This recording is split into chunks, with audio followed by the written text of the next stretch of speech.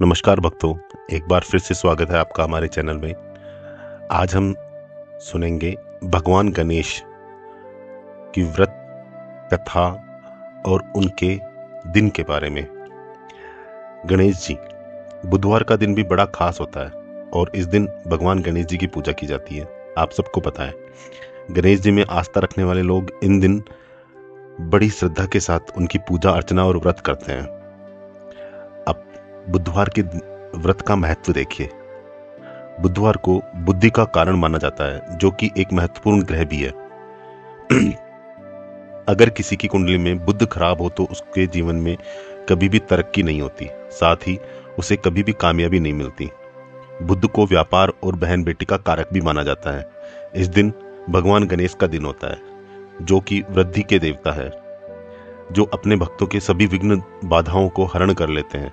इसलिए उन्हें विघ्नहर्ता भी कहा जाता है। अगर कोई इनका सच्चे मन से पूजन करे और उसको जीवन में धन धान्य सुख समृद्धि की कभी कमी नहीं रहती है।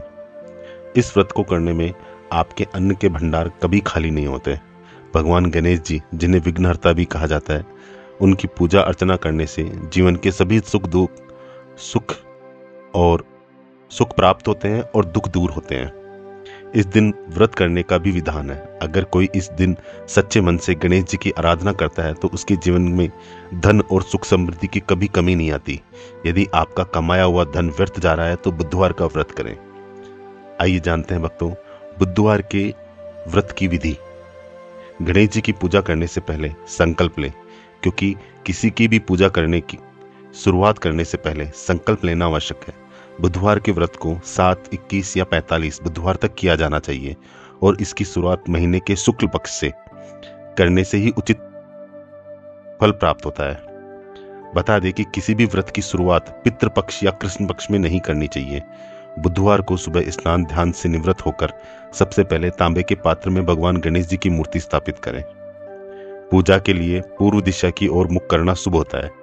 यदि पूर्व दिशा में मुख करना संभव न हो तो आप उत्तर दिशा की ओर मुख करके भी पूजा की शुरुआत कर सकते हैं। आसन पर बैठकर भगवान गणेश जी की फूल, धूप, दीप, चंदन, कपूर से पूजा अर्चना करें।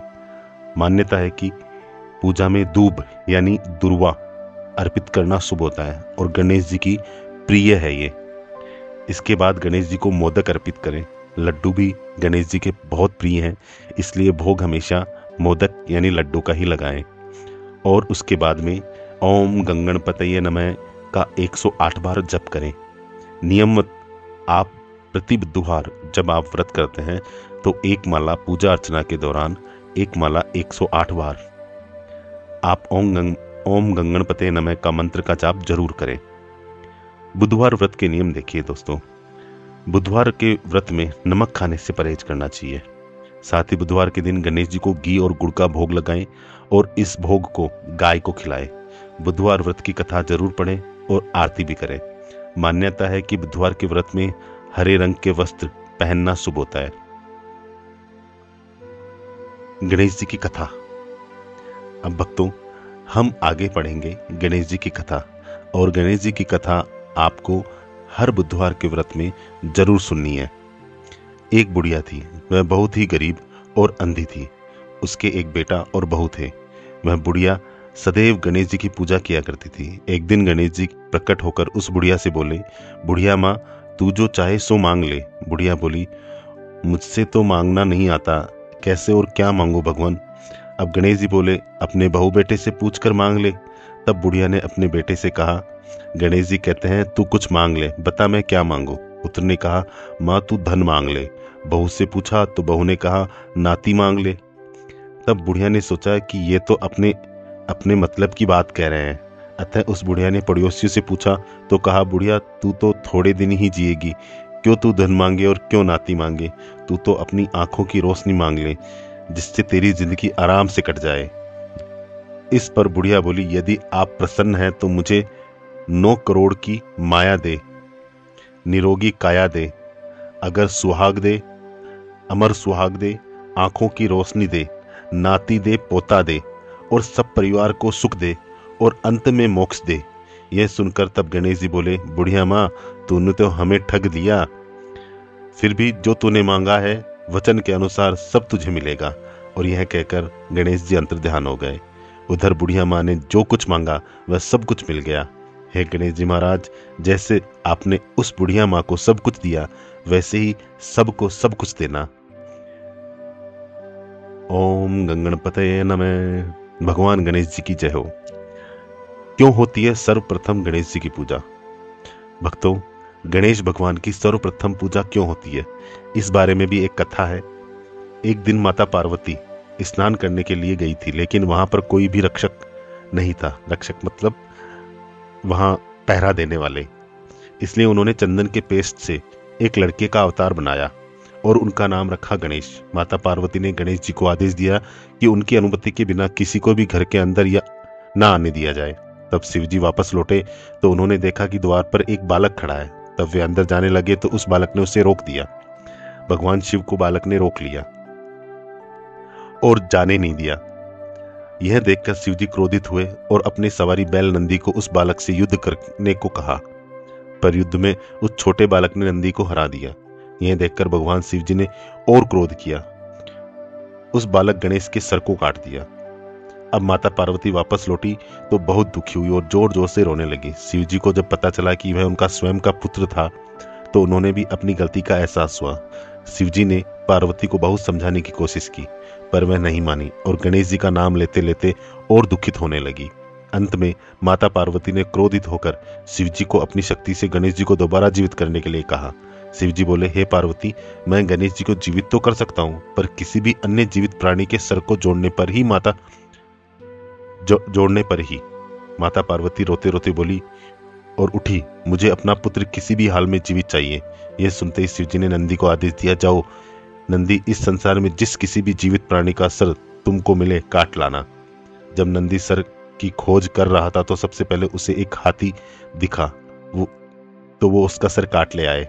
भगवान शिव ने उस सर को गणेश जी के शरीर से जोड़ दिया और गणेश जी को जीवन दान दे दिया। शिव जी ने इसलिए गणेश जी का नाम गणपति रखा और बाकी सभी देवताओं ने उन्हें वरदान दिए कि इस दुनिया में जो भी कुछ नया कार्य करेगा उसमें सबसे पहले गणेश जी की पूजा होगी। इस वरदान के साथ सब देवताओं ने उनको आशीष दी और प्रथम पूज्य बनाया। अब मैं आपको बताऊंगा भक्तों, गणेश जी की सवारी मूषक की कथा, क्योंकि ये पाठ पूरा गणेश जी के ऊपर है। गणेश जी के व्रत, विधि विधान और कथा सब कुछ मैंने आपको बताई। अब हम जानेंगे कि गणेश जी की जो सवारी है मूषक, उनकी कथा। बहुत समय की बात है, एक बहुत ही भयंकर असुरों का राजा था गजमुख। वह बहुत ही शक्तिशाली बनना और धन चाहता था। वह साथ ही सभी देवी देवताओं को अपने वश में करना चाहता था। इसलिए हमेशा भगवान शिव से वरदान के लिए तपस्या करता रहता था। शिव जी से वरदान पाने के लिए वह अपना राज्य छोड़कर जंगल में जाकर रहने लगा और शिव जी से वरदान प्राप्त करने के लिए बिना पानी पिए, भोजन खाए रात दिन तपस्या करने लगा। कुछ साल बीत गए। शिव जी उनके अपार तप को देखकर प्रभावित हो गए और शिव जी ने उनके सामने प्रकट हुए। शिव जी ने खुश होकर उसे दैविक शक्तियां प्रदान की, जिससे वह बहुत शक्तिशाली बन गया। सबसे बड़ी ताकत जो शिव जी ने उसे वरदान प्रदान की वह यह था कि उसे किसी भी शस्त्र से नहीं मारा जा सकता। असुर गजमुख को अपनी शक्तियों पर गर्व हो गया और वह अपनी शक्तियों का दुरुपयोग करने लगा और देवी देवताओं पर आक्रमण करने लगा। मात्र शिव, विष्णु और ब्रह्मा और गणेश जी उनके आतंक से बचे हुए थे। गजमुख चाहता था कि हर कोई देवता उनकी पूजा करे। सभी देवता शिव, विष्णु और ब्रह्मा जी के शरण में पहुंचे और अपनी जीवन की रक्षा के लिए गुहार करने लगे। यह सब देखकर शिव जी ने गणेश जी को असुर गजमुख को यह सब करने से रोकने के लिए भेजा। गणेश जी ने गजमुख के साथ युद्ध किया और असुर गजमुख को बुरी तरह से घायल कर दिया, लेकिन तब भी वह नहीं माना। उस राक्षस ने स्वयं को एक मूषक के रूप में बदल लिया और गणेश जी की ओर आक्रमण करने के लिए दौड़ा। जैसे ही वह गणेश जी के पास पहुंचा, गणेश जी कूदकर उसके ऊपर बैठ गए और गणेश जी ने गजमुख को जीवन भर के लिए मूषक में बदल दिया और अपने वाहन के रूप में जीवन भर के लिए रख लिया। बाद में गजमुख भी अपने इस रूप में खुश हुआ और गणेश जी का प्रिय मित्र भी बन गया। उसके बाद आप गणेश जी की आरती कर सकते हैं, गणेश चालीसा का पाठ कर सकते हैं गणेश चालीसा पाठ और गणेश जी की आरती आपको बुधवार की व्रत कथा में मिल जाएंगी। मैं कैप्शन में भी डाल दूंगा इनको, आप देख सकते हैं। अब मैं आपको बताता हूँ बुधवार के व्रत का उद्यापन की विधि। 7, 21 या 45 जितना आपने व्रत शुरू करने से के पहले संकल्प लिए थे, उतने व्रत पूरे होने के बाद 8वें, 22वें या 46वें, जिस हिसाब से आपने लिया था, बुधवार को उद्यापन करें। प्रातःकाल स्नान कर हरा वस्त्र धारण करें, पूजा गृह को स्वच्छ बनाएं, लकड़ी के चौकी पर हरा वस्त्र बिछाएं और बुद्ध देव की प्रतिमा को स्थापित करें। कांस्य के पात्र में जल भर कर रखें, सामने आसन पर बैठकर पूजन करें।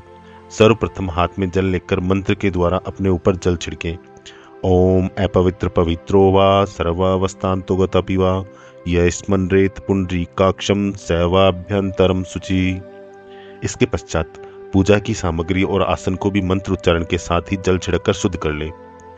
पथ्यम मंत्रम मेरुष्टम गैशिम संतुलम छंदम कुर्मो देवता आसन विनियोग है। तब आचमन करें। पुष्प से एक एक करके 3 बूंद पानी अपने मुंह में छिड़कें और बोलिए ओम केशवाय नमः, ओम नारायणाय नमः, ओम वासुदेवाय नमः। फिर ओम ऋषिकेशाय नमः कहते हुए हाथों को खोले और अंगूठे के मूल से होठों को पोंछकर हाथों को धो लें। इसके बाद सबसे पहले गणेश जी का पूजन पंचोपचार विधि धूप दीप धूप नैवेद्य गंध से करें। चौकी के पास ही किसी पात्र में गणेश जी की मूर्ति रखकर पूजन करें। तब हाथ में जल अक्षत पान पत्ता सुपारी और सिक्का लेकर भगवान का ध्यान करें और सभी वस्तुएं बुद्ध देव के पास छोड़ दें। दोनों हाथ जोड़कर बुद्ध देव का ध्यान करें। तब मंत्रोच्चारण के द्वारा बुद्ध देव को वस्त्र अर्पित करें, धूप दीप दिखाएं, श्रद्धा अनुसार दक्षिणा चढ़ाएं। इसके बाद हवन कुंड में आम की समिधा सजाएं। हवन कुंड की पंचोपचार विधि से पूजा करें। हवन सामग्री में घी तिल जोत चावल मिलाकर निम्न मंत्र के द्वारा 108 आहुतियां दें। ओम गंगणपते नमः, ओम गंगणपते नमः। फिर आरती करें। गणपति स्थापना। घर में गणपति की स्थापना कैसे करें? हिंदू धर्म के अनुसार भगवान गणेश जी सर्वप्रथम पूजनीय होते हैं, अर्थात गणपति पूजा के बाद ही अन्य देवी देवताओं की पूजा या कोई शुभ कार्य शुरू होता है। हिंदू पंचांग के अनुसार हर वर्ष भाद्रपद माह के शुक्ल पक्ष की चतुर्थी तिथि को गणेश चतुर्थी के रूप में मनाया जाता है। पुराणों के अनुसार भगवान गणेश का जन्म इसी दिन हुआ था। गणेश चतुर्थी का त्योहार 10 दिनों तक बहुत ही धूमधाम से मनाया जाता है। बप्पा का त्योहार मन में पूरी श्रद्धा के साथ नियमानुसार मनाएं। सबसे पहले एक कलश में जल भरकर ले आएं। जहां भी आपने पूजा के लिए मंडप बनाया है वहां आसन बिछाकर बैठ जाएं। हाथ में जल लेकर सबसे पहले हाथ में कुश और जल ले, फिर मंत्र बोले ओम अपवित्र पवित्रो वा सर्वावस्थान्तो गतोऽपि वा यस्मन्रेत पुंडरीकाक्षं सैवाभ्यंतरम शुचि। फिर जल को अपने ऊपर और पूजा के लिए रखें। सभी सामग्रियों पर इसे छिड़क दें। इसके बाद 3 बार आचमन करें। हाथ में जल लें और ओम केशवाय नमः, ओम नारायणाय नमः, ओम माधवाय नमः, ओम हरिकेशाय नमः बोलते हुए 3 बार हाथ से जल लेकर मुंह से स्पर्श करें, फिर हाथ धो लें। इसके बाद जहां गणेश जी की पूजा करनी हो उस स्थान पर कुछ चावल रखें, उसके ऊपर गणेश जी की प्रतिमा विराजित करें। गणेश जी को अपने आसन पर बैठाने के बाद सबसे पहले गणेश चतुर्थी व्रत पूजन का संकल्प लें। बिना संकल्प लिए पूजा ना करें। गणेश पूजन संकल्प के लिए हाथ में फूल फल पान सुपारी अक्षत चावल चांदी का सिक्का या कुछ रुपया मिठाई आदि सभी सामग्री थोड़ी थोड़ी मात्रा में लेकर हाथ में जल लें, फिर संकल्प लें। संकल्प करने के बाद कलश की पूजा करें। कलश को गणेश जी के दाईं ओर रखें। कलश पर एक नारियल लाल वस्त्र में लपेटकर इस प्रकार रखें कि केशव केवल आगे का भाग ही दिखाई दे। कलश में आम का पल्लव सुपारी सिक्का रखें। कलश के गले में लाल वस्त्र या मोली लपेटे। इसके बाद एक दीप जलाकर रख दे। हाथ में अक्षत पुष्प लेकर वरुण देवता का ध्यान करें, आह्वान करें और समस्त पूजा। इसके बाद हाथ में अक्षत लेकर सभी देवताओं का पूजन करें। इसके बाद आरती और प्रसाद वितरित करें। गणेश व्रत में या बुधवार के व्रत में पूजा में निम्न बातों का ध्यान रखें। भक्तों, गणेश जी की पूजा व्रत विधि में कुछ बातों का विशेष ध्यान भी रखा जाता है। तो निम्न बातें हैं जिनका आपको ध्यान रखना है। गणेश जी की प्रतिमा को शुभ बेला में ही लाएं घर पे। घर की मालकिन घर में गंगा जल का छींटा मारे और सबसे पहले गणपति को द्वार पर रोककर उनका मंत्रों और जयकारों से फूलों के साथ स्वागत करें। गणेश जी की प्रतिमा लेने जाते समय नए वस्त्र पहनकर ही जाए, फटे पुराने वस्त्र पहनकर नहीं जाए। पूरे 10 दिनों तक नियम पूर्वक एक ही समय पूजा अर्चना करें। माथे पर तिलक अवश्य धारण करें। पुरुष सिर पर रुमाल रखें और स्त्रियां सभ्य वस्त्र पहनकर सिर पर चुनरी या पल्लू ओढ़कर ही पूजा करें। किसी भी तरह के कलेश झगड़े से बचें। इन 10 दिनों तक तामसिक भोजन और मदिरा आदि का बिल्कुल परहेज रखें। सात्विक भोजन करें और शुद्ध विचार रखें। गणेश पूजा में सभी परिवारजन एक साथ सम्मिलित हों। घर को साफ सुथरा और सजा कर रखें। गणेश विसर्जन की पूजा। निम्न अब तक जितनी आपने समझी है, जितनी आपने सुनी है, अगर वीडियो पसंद आए तो आप इसको लाइक करें, हमारे चैनल को सब्सक्राइब करें। गणेश विसर्जन की पूजा भी जैसे हम गणेश जी का आह्वान करते हैं वैसे ही पूरी धूप दीप नैवेद्य से पूजा करके विसर्जन की जो क्रिया है वो करनी चाहिए। पूरी पंचोपचार से पूजा करें और उसके बाद विसर्जन करें। बप्पा को विदाई करने के लिए कुछ मंत्र मैं आपको बता देता हूं। गणेश विसर्जन के दौरान बप्पा को विदा करते हुए इन मंत्रों का जाप अवश्य करें। ओम यान्तु देवगणा सर्वे पूजा मादाये माम क्रीम इष्टिकामश्यम वृद्धम पुनर्पति पुनरागमनाय च। ओम मोदाय नमः, ओम प्रमोदाय नमः, ओम सुखदाय नमः, ओम द्रुमुखाय नमः, ओम अविघ्नाय नमः, ओम विघ्नहर्ते नमः। गणेश जी के 108 नाम हैं, उनका भी विशेष उच्चारण करें और उनका नाम जप का माला जरूर करें। माला के बाद आप उनकी आरती पूजा करके अपना व्रत पूरा कर सकते हैं। तो ये थी भगवान गणेश जी के बारे में संपूर्ण जानकारी, उनके व्रत की विधि, व्रत की कथा, मूषक कैसे उनकी सवारी बने। ये सब आपको अगर अच्छा लगा हो, आपको सुनकर पसंद आया हो, तो हमारे चैनल पर लाइक और कमेंट जरूर करें। इस वीडियो को ज़्यादा से ज़्यादा शेयर करें और अपने परिवारजनों को बुधवार के व्रत के बारे में सभी जानकारी दें। धन्यवाद।